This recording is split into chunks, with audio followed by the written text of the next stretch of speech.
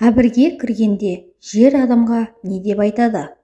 Әбу Сағид әл-Худриден, Алла оған разы болсын, жеткен хадисінде, бірде пайғамбар оған Алланың салауаты мен сәлемі болсын, мешітке кірген кезде ақсия күліп отырған адамдарды көріп, ләззат пен дүниеге құштарлықты жоюшыны, өлімді жиі еске алыңдар.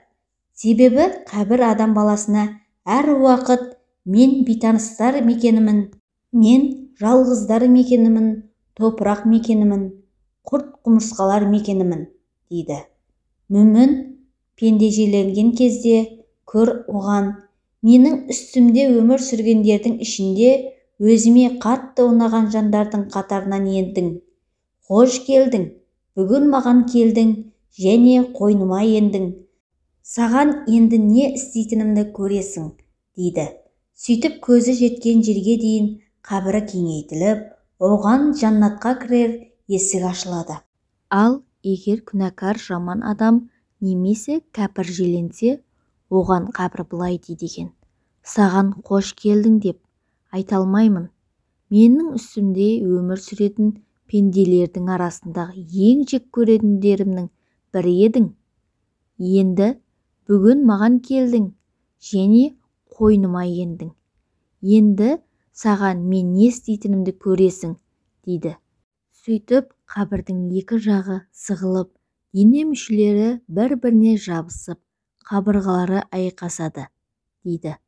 Сосын пайғамбар оған Алланың салауаты мен сәлемі болсын, саусақтарын бір-біріне ұйқастырып, оны Алла 70 ұлы жыланмен байлайды екен. Егер сол жыландардың біреуі жерге қарай демін жіберсе, ештеңе өспес еді, әрі дүниеде ештеңе қалмас еді. Онымен әбден есеп айырылысқанша олар оны шағып азаптайды. Сөйтіп Әбу Сағид әл-Худри сөзін жалғастырып, пайғамбар оған Алланың салауаты мен сәлемі болсын, расында қабір жаннаттың бау-бақшаларынан бір бақшам немесе тозақ шұңқырларынан бір шұңқыр, деді. Әбу Хурайра, Алла оған разы болсын, пайғамбармен оған Алланың салауаты мен сәлемі болсын, бірге жаназаға қатыстық. Бейіттердің жанында отырып, пайғамбар оған Алланың салауаты мен сәлемі болсын, осы көрге кірісімен көр, адам баласы, мені қалай ұмыттың? Менің жалғыздықтың, тылсым сыры мен қорқыныштың мекен екенімді білмедің бе?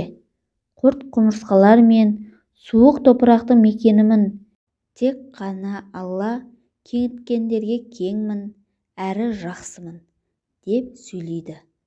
Содан кейін пайғамбар оған Алланың салауаты мен сәлемі болсын сөзін ары қарай жалғастырып, қабір жаннаттың бау-бақшаларынан бір бақша немесе тозақ шұңқырларынан бір шұңқыр, деді.